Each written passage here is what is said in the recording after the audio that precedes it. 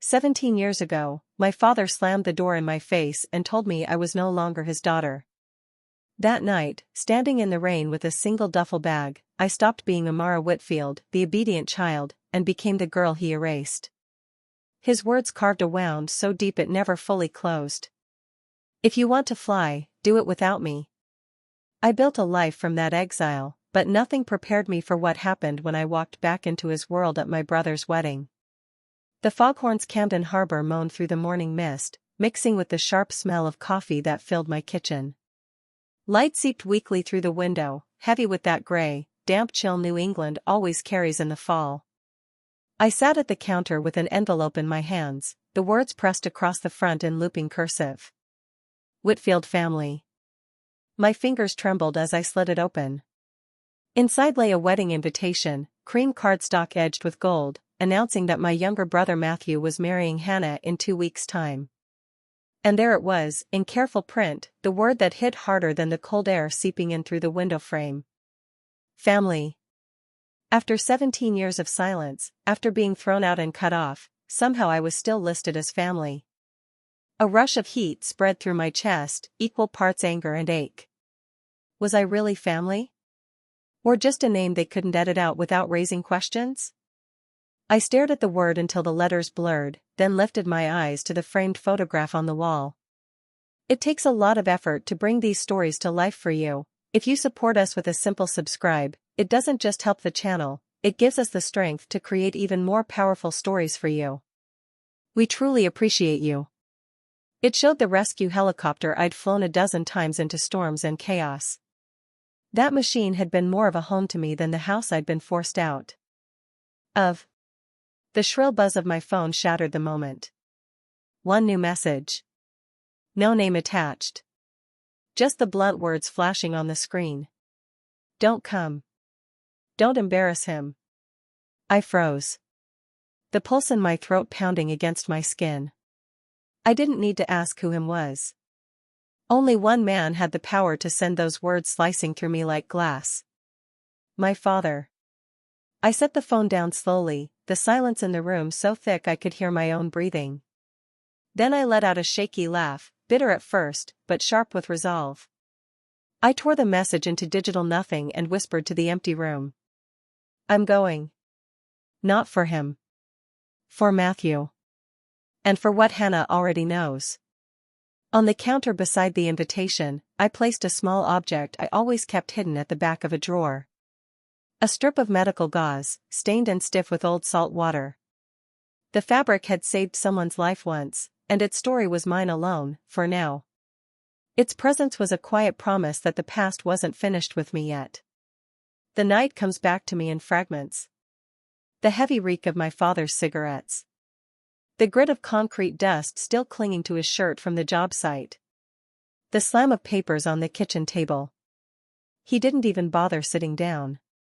A manila folder skidded across the wood toward me, its corners bent, my name typed neatly at the top of every form inside. Law, accounting, business. Every path but the one I had already chosen. I stood clutching a letter that felt heavier than stone, the acceptance into the air medical training program I'd been dreaming of for years.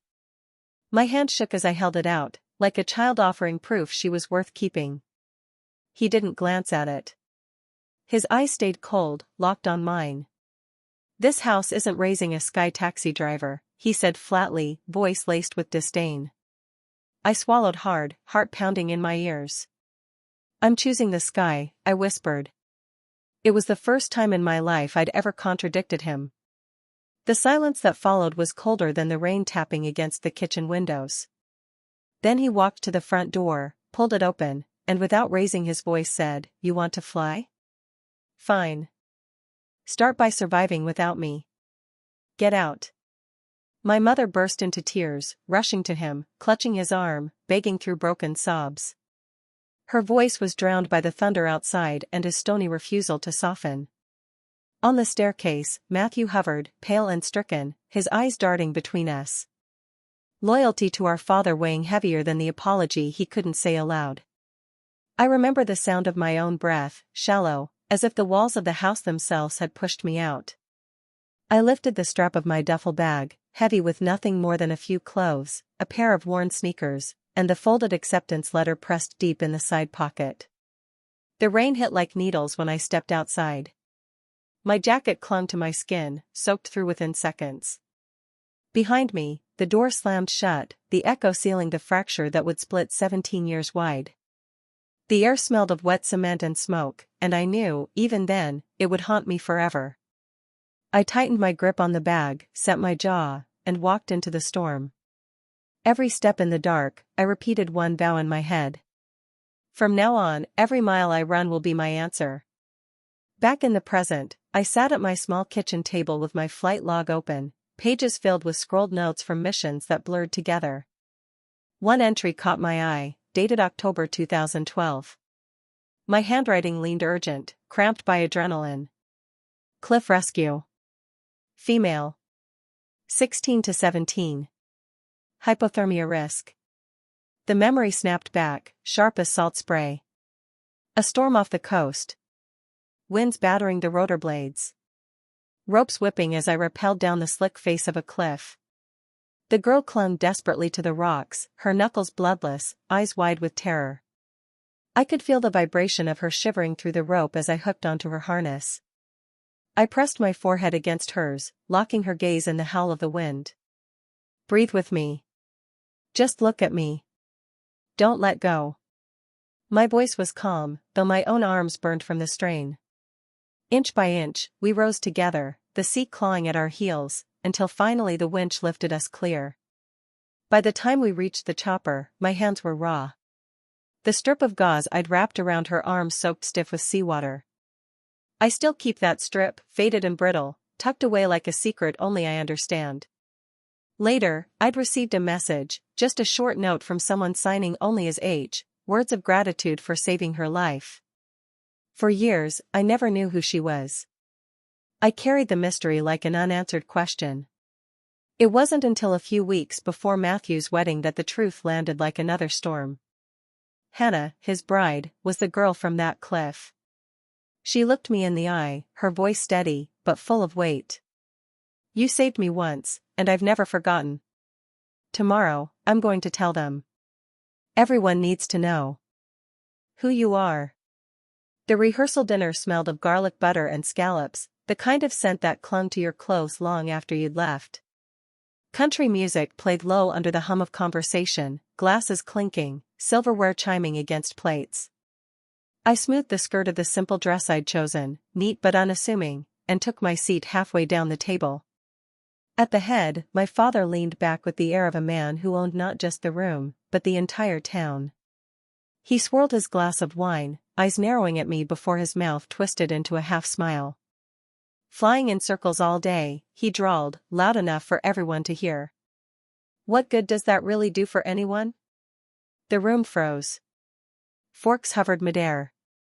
Every gaze turned toward me, waiting for a reaction. Then a woman near the end of the table set her napkin down and spoke, her voice carrying with a steady conviction. You're Amara Whitfield, aren't you? The life flight pilot. You flew my husband in last year when his heart stopped. He's alive today because of you. A murmur rippled through the guests. For a fleeting second, warmth filled the silence.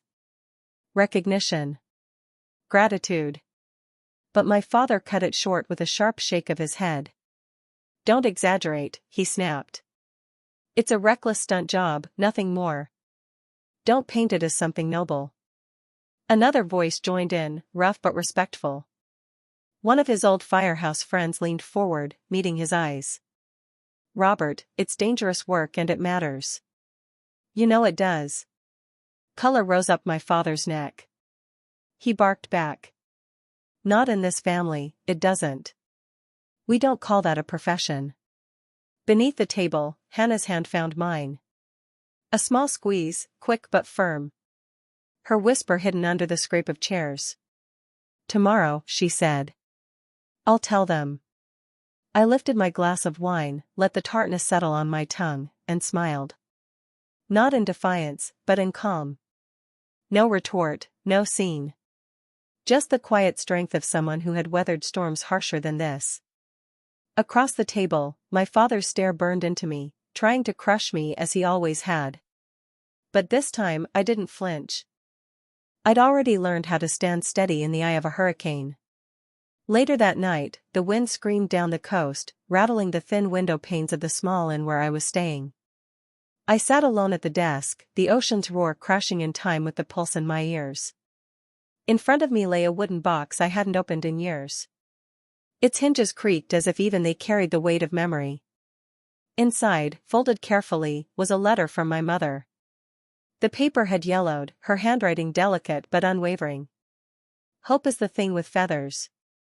She'd left it for me in her final days.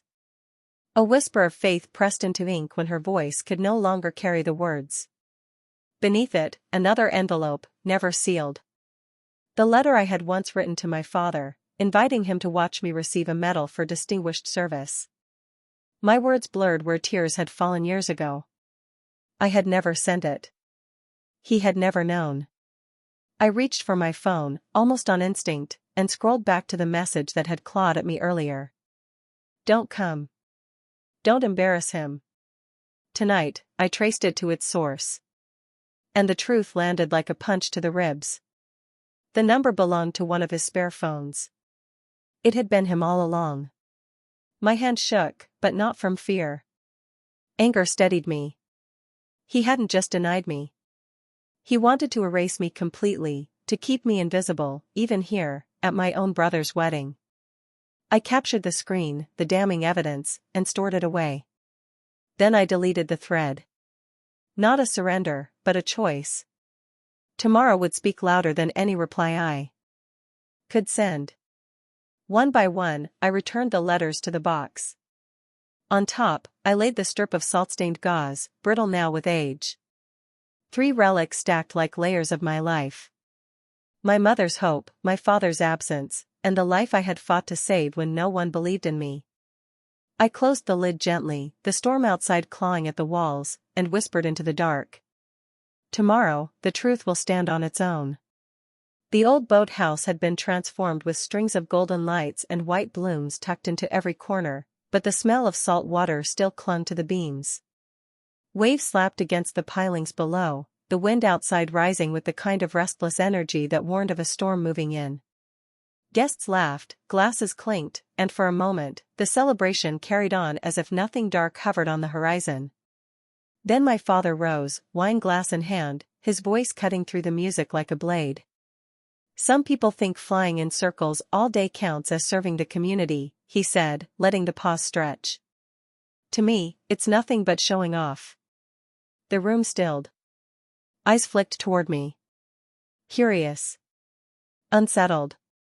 From across the tables, a woman stood, her voice trembling but fierce. That's not true. She flew my husband to the hospital when his heart gave out. If not for her, he wouldn't be alive tonight. Murmurs spread, heads nodding, the tide of opinion shifting. My father's jaw tightened. Coincidence? He snapped. Don't make her into something she's not. His tone faltered, though. The first crack in his certainty. Just then, my phone buzzed in my pocket. I slid it open under the table. An emergency alert from the weather center. High winds, widespread outages expected. A storm was coming. I silenced it and slipped the phone away, steadying my breath. At the center of the dance floor, Hannah stepped forward, a microphone trembling in her hands. Her eyes swept the room before landing on me. Before we dance, she said softly, I need to tell you something. The chatter died instantly. The entire hall fell into silence. The band stopped, mid-note. Only the wind outside and the restless surf filled the pause. Hannah, radiant in lace, drew a breath deep enough to steady her shaking shoulders, then looked straight at me. 10 years ago, she began, her voice clear though her hands clutched the mic, I was stranded on a cliff in a storm. I thought I was going to die. Then a young woman lowered herself down on a rope, pressed her forehead to mine, and told me, breathe with me. Look at me. She paused, her voice breaking open with emotion. That woman is my sister-in-law tonight. Gasps rippled through the room. The stillness held like a held breath. Hannah's voice grew stronger. Because of her, I lived. Because of her, I learned what courage looks like. That's why we started the Coast and Sky Fund. 23 training programs for rescue teams across Maine. All built on her call sign. The back doors opened. And suddenly, uniformed rescuers stood tall among the guests. One by one, they bowed their heads toward me. Mackie stepped forward, his voice carrying over the roar of applause beginning to rise. I asked Hannah to trace the records until she found you. You've always been my sister. This is your family, too. If you want it. Chairs scraped back as people rose to their feet. Thunderous clapping rolled like the ocean outside. Through the blur of faces and the shimmer of light, I saw only my father, rigid in his chair, knuckles white against the table's edge. I stood slowly, lifted my glass, and inclined my head. A simple nod. The ovation crashed around me like waves. But he stayed seated, alone in the eye of it. The night pressed in heavy, the wind howling off the bay, rattling the old boathouse walls. Strings of golden lights swung wildly overhead. The crash of waves pounding against the pilings like drums. Laughter still rang through the crowd when suddenly, the room went black. A pop. Then silence, broken only by startled gasps. Panic spread fast. Children cried. Voices rose.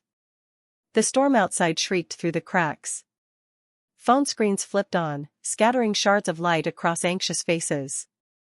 Then a scream cut through it all, sharp and terrified. A man had collapsed by the head table, his body crumpling against the floor. I rushed forward, heart hammering in the pale glow. I saw who it was. My father's oldest friend. I dropped to my knees, fingers at his neck. His pulse was faint. Then gone. Clear the space.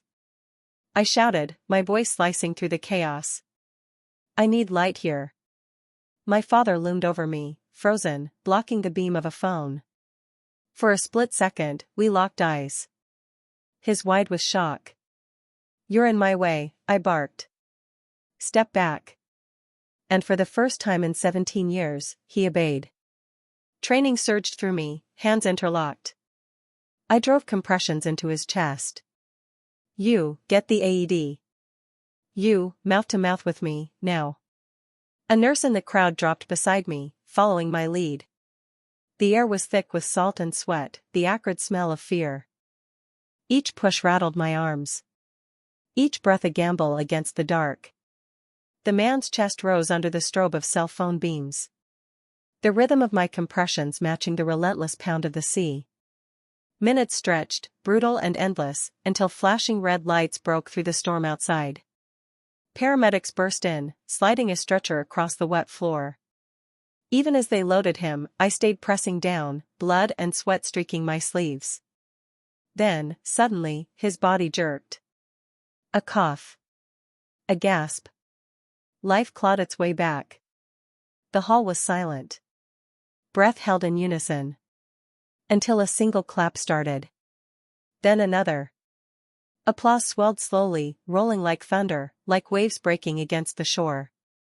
And I sat back on my heels, chest heaving, the taste of salt sharp on my tongue. The storm had loosened its grip, leaving only the hiss of rain sliding down the boathouse roof and the creak of timber still straining against the wind. I sat on a bench in the corridor, lungs aching from effort, my sleeves damp with sweat and blood. My pulse was still racing when I saw his shadow, stretched long across the wet planks. The unmistakable shape of my father. He stopped a few feet away, his frame smaller now, his shoulders stooped in a way I had never noticed before. I pulled my phone from my pocket, the screen still glowing, and held it up for him to see. The screenshot glared back. The message that had tried to bar me from this wedding. Don't come. Don't embarrass him. You didn't just deny me, I said, my voice low but steady. You tried to erase me. Because you're afraid. Afraid I'd make you look small. His fists curled tight, the veins standing out like old rope.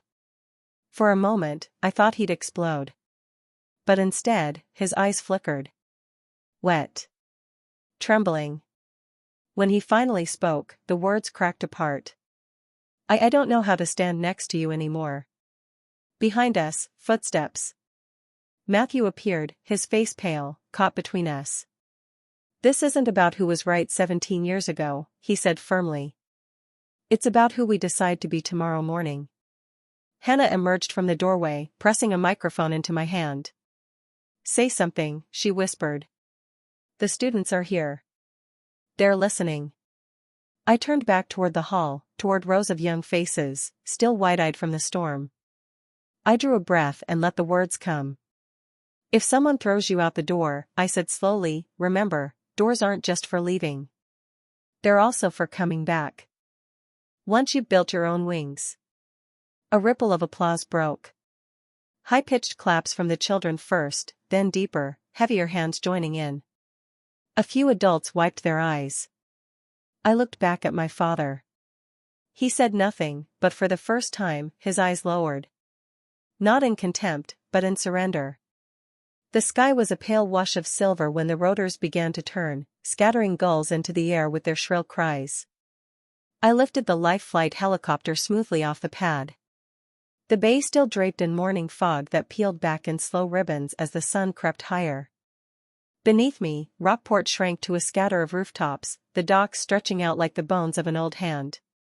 The pier where my father had so often stood, commanding the harbor like it belonged to him, was now just a speck dissolving into the horizon. The vibration of the controls steadied me, a rhythm I'd trusted for years. Then my phone, strapped to the dash, lit up with a message.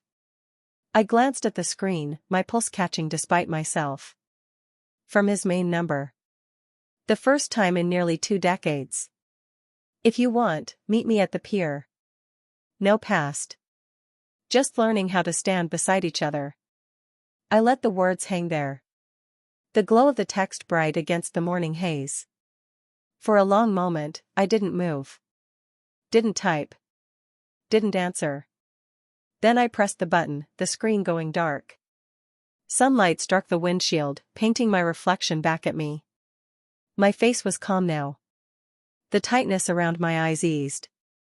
Hold your altitude, I murmured to myself, voice lost in the thrum of the blades.